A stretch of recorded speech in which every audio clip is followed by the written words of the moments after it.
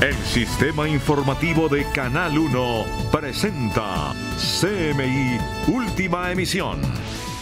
Ya van 17 líderes sociales asesinados en el primer mes del año. ¿Quién está matando a los líderes? En la controversia del día. Segunda condena en contra del exalcalde Samuel Moreno. Es acusado de entregar contratos a dedo. Fiscalía archiva investigación por muerte de Alejandro Pizano, hijo de testigo estrella de Odebrecht. Tribunal Supremo congela cuentas y prohíbe salida de Guaidó. Estados Unidos advierte a Maduro si algo le pasa al líder opositor. ¿Qué sigue en el proceso de extradición contra Jesús Santrich luego de que Estados Unidos no enviara nuevas pruebas a la JEP? Cientos de personas en plantón pidieron renuncia del fiscal general. Alerta en una docena de estados del medio oeste de Estados Unidos por llegada de vórtice polar, que puede bajar las temperaturas hasta 40 grados Celsius bajo cero.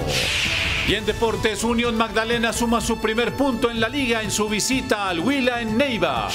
Otro empate sin goles entre Colombia y Brasil, mientras que Ecuador supera a Argentina en el inicio del hexagonal final del Suramericano Sub-20.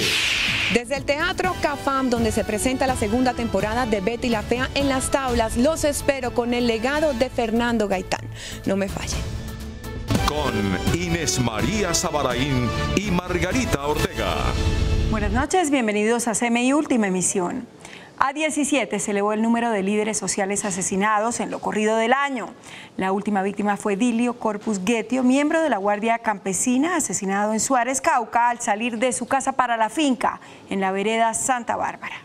Con la muerte de Dilio Corpus Guetio en el municipio de Suárez, Cauca, llega a 17 el número de líderes sociales y defensores de derechos humanos asesinados en lo que va corrido del año. El presidente Iván Duque aseguró que son varios los grupos armados los que están detrás de estos homicidios. Clan del Golfo, Caparrapos, Pelusos, ELN, los Pachenca, y así podría ir enumerando en cada región. El fiscal general Néstor Humberto Martínez reiteró que la mayoría de los homicidios han sido esclarecidos. Hemos logrado judicializar a más de la mitad de los victimarios de quienes han ofendido a nuestros líderes y lideresas a lo largo del territorio nacional. Mientras continúan las muertes de líderes, las organizaciones sociales cuestionaron la designación del general Leonardo Barrero como coordinador del Plan de Acción Oportuna de Protección a Líderes. Es un ex militar que fue retirado de su cargo por unos audios que se filtraron, los filtró la revista Semana, donde planteaba la necesidad de crear una mafia en contra de la Fiscalía para defender militares. El gobierno defendió al oficial. Contratamos al general Barrero porque consideramos que es una persona que conoce el territorio, que conoce las comunidades, en territorio, en todas las salidas que hemos hecho en el plan de acción oportuna a líderes, jamás nadie ha hecho un cuestionamiento. Las organizaciones sociales reunidas en Bogotá en el foro Liga por la Democracia pidieron protección colectiva en los territorios. Y precisamente este tema se convirtió en el protagonista de la controversia del día. ¿Quiénes están detrás de estos asesinatos? Joan, buenas noches. Buenas noches. El dramático panorama de los líderes sociales en Colombia se vio acentuado hoy por el preocupante informe que presentó la Fiscalía General de la Nación a la Jurisdicción Especial para la Paz. Se trata de un balance sobre la presunta participación de agentes del Estado en la victimización de defensores de derechos humanos. Pese a las denuncias nacionales e internacionales, se siguen presentando asesinatos en varias regiones del país. Por ello, en la controversia del día, le consultamos a nuestros seguidores el tema con la siguiente pregunta. ¿Quién está detrás de las muertes de los líderes sociales en el país? El 20% considera que el ELN, para el 52% son los paramilitares, el 14% señala a las BACRIM y el 14% culpa a las disidencias. Hasta el momento hemos registrado 2.350 votos. Veamos ahora qué opinan nuestros televidentes en la cuenta de Twitter @CMI La Noticia y en la cuenta de Facebook del Canal 1. Por aquí tenemos la opinión de Leo que dice: la encuesta lo dice todo, la mayor parte de los líderes sociales han muerto en zonas de cultivos de coca y narcotráfico. También tenemos a Camilo que dice: yo creería que no es un solo sector, hay actores de derecha y de izquierda. Y por último está JP que dice: son mercenarios del narcotráfico al servicio del mejor postor.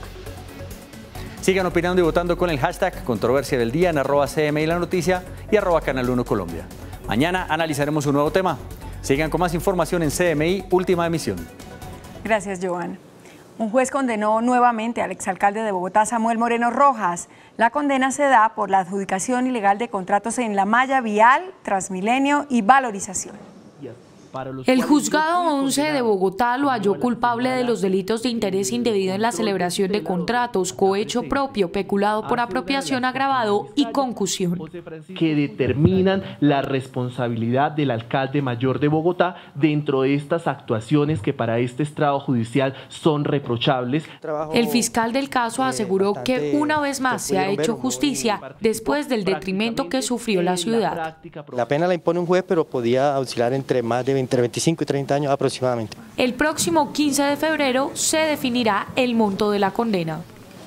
La Fiscalía archivó la investigación por la muerte de Alejandro Pisano, hijo del fallecido testigo del caso Odebrecht, Jorge Enrique Pisano. El ente investigador aseguró que se trató de una muerte accidental. Tras más de 2 meses de investigación, la Fiscalía concluyó que la muerte del exauditor de la Ruta del Sol, Jorge Enrique Pisano, se produjo por causas naturales y la de su hijo Alejandro se produjo por un accidente. El 14 de octubre de 2018, Jorge Enrique Pisano habría comprado 6 bebidas saborizadas en un almacén en Cundinamarca.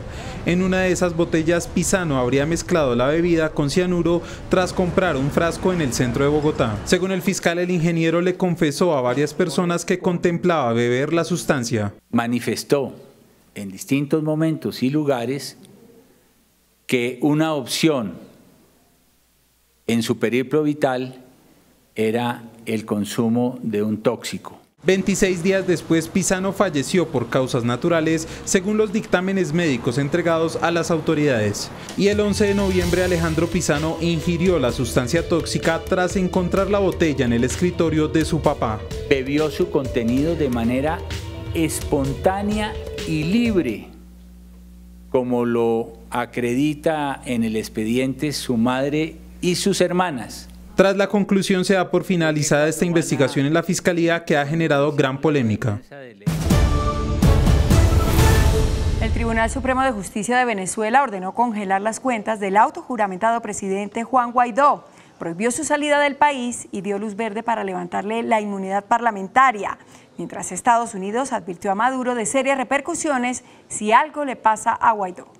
El oficialista Tribunal Supremo de Justicia tiene listo el auto con el que haría efectivo el levantamiento de la inmunidad parlamentaria al autojuramentado presidente interino de Venezuela, Juan Guaidó, lo que abre la puerta para que el líder opositor pueda ser arrestado por cualquier policía y sometido a un juicio como un ciudadano común. Tras días de indecisión en el gobierno de Nicolás Maduro, el fiscal general de Venezuela, Tarek William Saab, solicitó al Tribunal Supremo de Justicia tomar una serie de medidas cautelares contra el autoproclamado presidente interino, Juan Guaidó. La prohibición de su salida al país. 2, la prohibición de enajenar y grabar bienes muebles e inmuebles. 3, el bloqueo de sus cuentas. En respuesta, el jefe del Parlamento dijo que no desestimará una persecución por parte del Ministerio Público. Mientras tanto, el asesor de seguridad de la Casa Blanca, John Bolton, advirtió al gobierno de Maduro sobre las serias repercusiones si le pasa algo a Guaidó. Maduro rechazó estas declaraciones y se refirió a la polémica suscitada por una nota en la libreta de Bolton en la que se lee 5.000 tropas a Colombia. Ayer salió el señor John Bolton, salió con una carpeta tipo doctor Chapatín, una guerra psicológica infantil de niños. Horas antes, el Parlamento venezolano autorizó la designación de los representantes diplomáticos propuestos por Guaidó para Argentina, Canadá, Chile, Costa Rica, Ecuador, Estados Unidos, Honduras, Panamá, Perú y el Grupo de Lima. Humberto Calderón Berti fue nombrado como embajador en Colombia y es un experto mundial en petróleo que fue ministro de Relaciones Exteriores de Venezuela a principios de los años 90 y fungió como presidente de la OPEP. El gobierno del presidente Iván Duque pedirá al de Donald Trump información sobre el caso de la anotación en la libreta del secretario John Bolton, que muchos interpretaron como el envío de tropas a territorio colombiano para una posible acción en Venezuela. El canciller Carlos Holmes Trujillo respondió tajantemente a una pregunta de periodistas sobre si Estados Unidos estaría pidiendo aumento de su presencia militar en Colombia. No lo han planteado. Después el canciller dijo que el tema de la anotación en la libreta del secretario de Seguridad sobre tropas de Estados Unidos para Colombia lo desconoce el país. Pero lo fundamental es señalar que el episodio de una fotografía en la que aparece el señor John Bolton con un cuaderno de notas, en la que se menciona a Colombia, la razón y el alcance es desconocido por Colombia. Colombia y la comunidad internacional piden respeto para la vida de Juan Guaidó, declaró el canciller. Hay medidas cautelares expedidas por la Comisión Interamericana de Derechos Humanos para preservar la vida e integridad de Juan Guaidó. Guaidó designó esta tarde como embajador suyo ante Colombia a Humberto Calderón Berti, quien fue inmediatamente reconocido por el gobierno colombiano mediante este trino del canciller.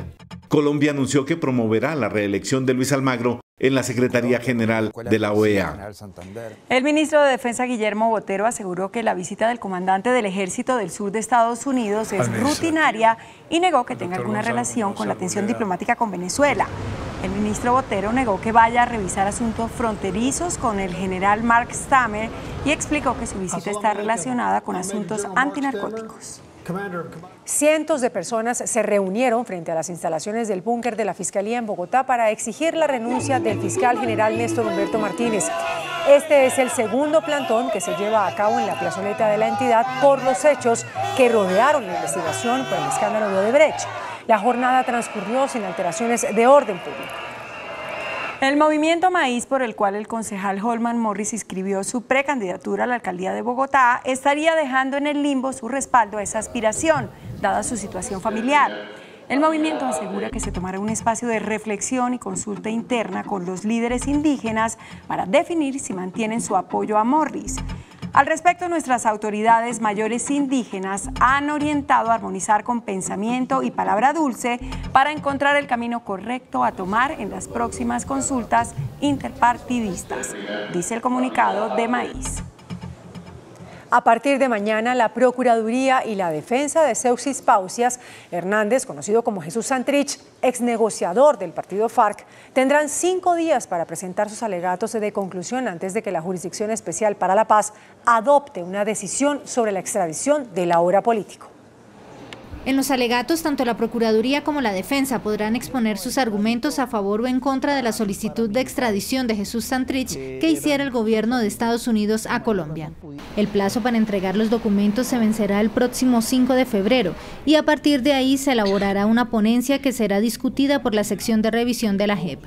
Pese a que no recibió las pruebas solicitadas a las autoridades de Estados Unidos, dicha sección tendrá que analizar los documentos que están en el proceso, como el indictment y la solicitud de extradición, para tomar alguna decisión. En este caso, tendrán que determinar si los cargos por narcotráfico que se le imputan a Jesús Santrich se cometieron antes o después del 1 de diciembre de 2016 y con base en esto, continuará o no el proceso de extradición.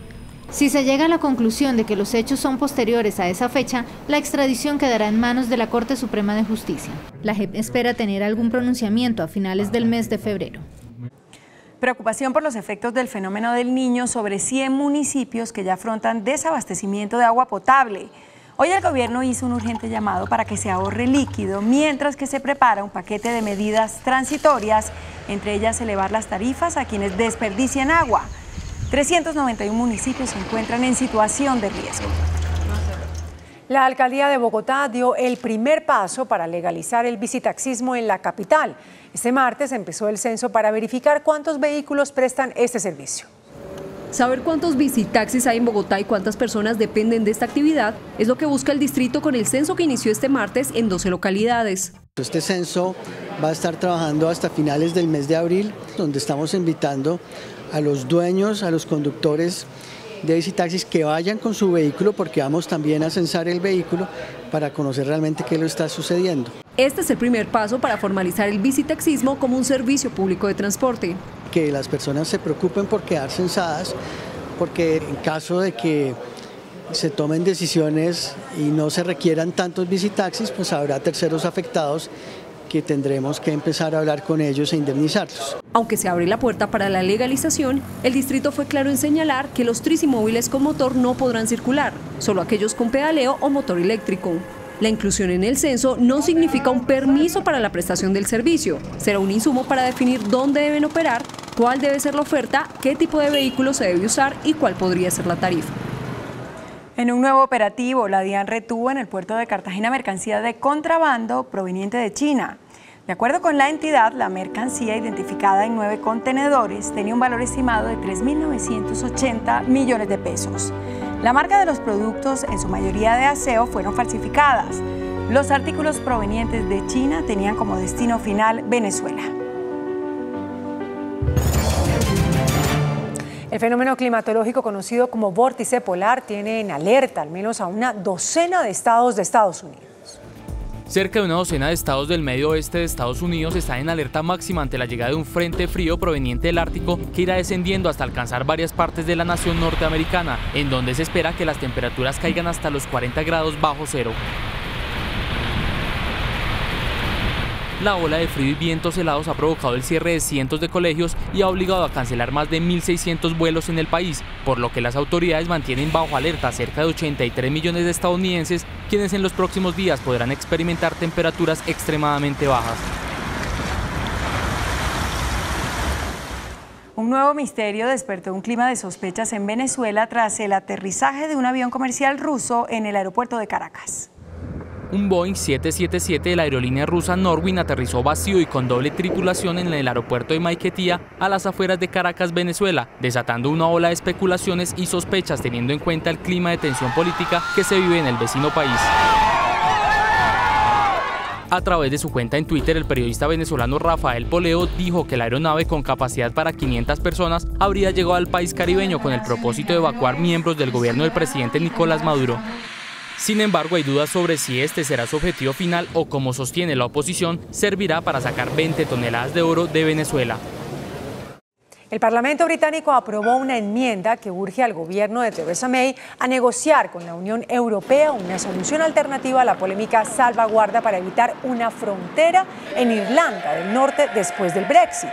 Sin embargo, a solo 60 días para que se cumpla el plazo fijado para la salida del Reino Unido de los 27, el bloque comunitario reiteró que no negociará el pacto, considerado como la única opción para un divorcio ordenado antes del 29 de marzo. Hola, ¿qué tal? Muy buenas noches. Con sendos empates entre Medellín y Equidad en el Atanasio Girardot y Huila Unión Magdalena en Neiva, comenzó esta noche la programación por la segunda fecha de la Liga. Por la fecha 2, el Medellín recibió en el Atanasio Girardot a Equidad. La visita se fue adelante muy rápido con este autogol de Palacios. En la repetición se ve que Mier no toca el balón. Y a los 75 minutos vino este agarrón de Riquet sobre Erazo y el árbitro Jorge Guzmán pitó penal y expulsó al defensor. El tanto del empate final lo anotó Germán Cano, quien ya suma 90 goles con el DIN. En Neiva, Huila recibió a la Unión Magdalena y fue el onceno local el que abrió el marcador. Grosero error de Julián Gómez. Andrés Amaya aprovechó el error y su disparo superó al arquero Giraldo. Aquí vemos la repetición del error del defensa. Pero hubo devolución de gentilezas. A los 87 minutos vino este centro del mexicano Waldo Luna.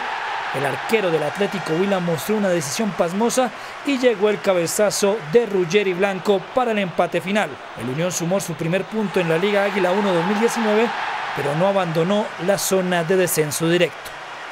¿Cómo se seguirá jugando la segunda fecha de la Liga? Mañana en Ipiales se van a enfrentar a las 3:15 de la tarde Pasto frente al Envigado.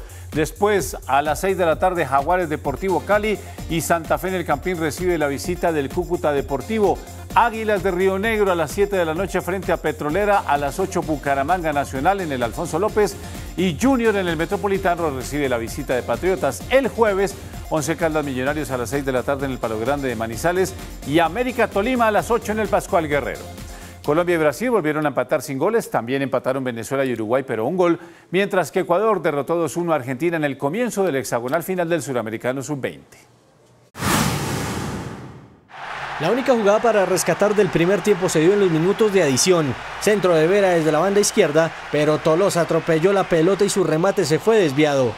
En la segunda etapa Alvarado robó este balón, se lo dio a Tolosa, el 10 asistió a Angulo, pero el remate del volante que salió del Envigado fue desviado por el arquero Megliolaro. A los 52 Angulo buscó a Dylan Ortiz, pero el delantero del Real Cartagena no supo controlar el esférico y se perdió un buen ataque.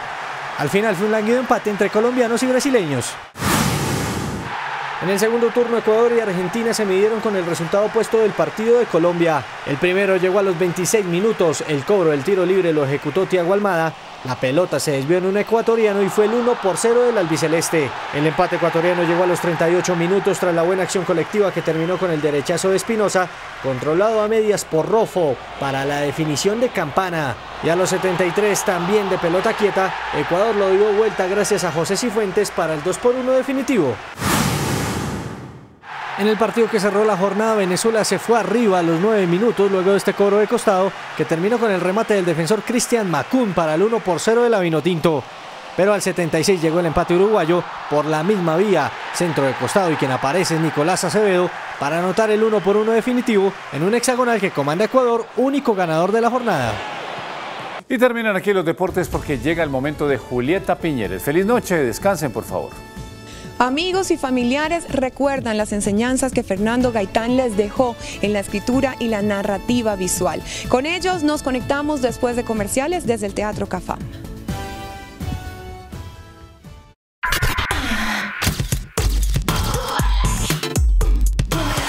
Hola, muy buenas noches para todos ustedes. Gracias por acompañarme aquí en CMI Última Emisión. Hoy nos conectamos desde el Teatro Cafam, donde se presenta uno de los más recientes proyectos de Fernando Gaitán, la segunda temporada de Betty la Fea en las Tablas. Y es que la manera como contaba las historias era única, por eso su trabajo ha sido replicado en innumerables ocasiones. Fernando Gaitán fue el artífice de un periodo formidable en la televisión colombiana, creando historias locales a través de los ojos de las mujeres que al tiempo contaban realidades universales. Creó un estilo propio que ante el mundo identifica la televisión de nuestro país.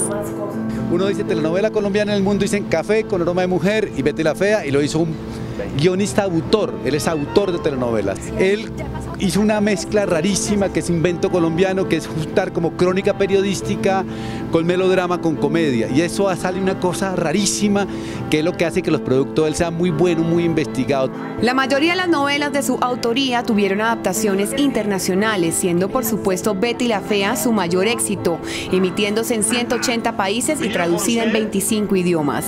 Llamada La Fea Más Bella en México, Chou Nu Wu Di, su nombre en chino que traduce La Fea Sin Rival, en Brasil Bella Fea y en Alemania Berlín en Berlín, todas rompiendo récords de sintonía.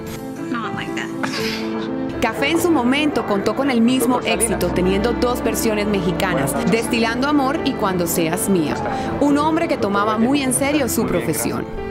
A mí me impresionaba cómo sabía del oficio y cómo pensaba el oficio. Porque mucha gente cree que hacer una telenovela es sentarse y escribir, pero tener una reflexión clara sobre el papel de la telenovela en el mundo. Y él decía que en Colombia la telenovela era tan importante como la literatura y el cine, y que uno vivía muchas películas. Ya Fernando ha vivido como 20 películas a través de sus novelas y de nuestras memorias, y seguirá viviendo muchas más películas con lo que hagamos con él. Muchos aseguran que lo formidable de su obra fue poner a la mujer como la narradora y eje central de cada historia. Otra de sus grandes creaciones y que recordaremos por siempre los colombianos son Azúcar, Guajira y Hasta que la plata nos separe.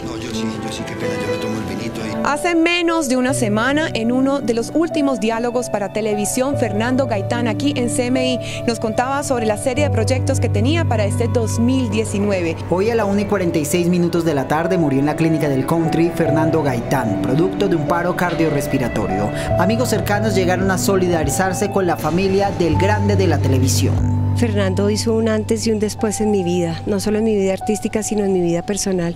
Muchos años de compartir, muchos años de reírnos, muchos años de estar juntos en muchas cosas, en muchos procesos.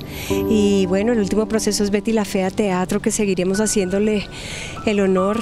Un ser único, y bueno, mi sentido pésame a sus familiares, a los más cercanos, y es cuestión de tiempo. Allá nos vemos, Gaitán, allá arriba. Eso es todo. Hace 2 semanas CMI tuvo la oportunidad de hablar con el afamado libretista, siendo esta charla con nuestra compañera Katy Beckerman una de sus últimas entrevistas. Digamos que cuando Natalia me propuso esto, me dijo que iba a arruinar todo el elenco. Yo por supuesto no quería, pues después de tantos años, volver a escribir algo que tengo todavía tan adentro. Pero después que no sé así, yo le dije a Natalia, si consigues el elenco yo la escribo.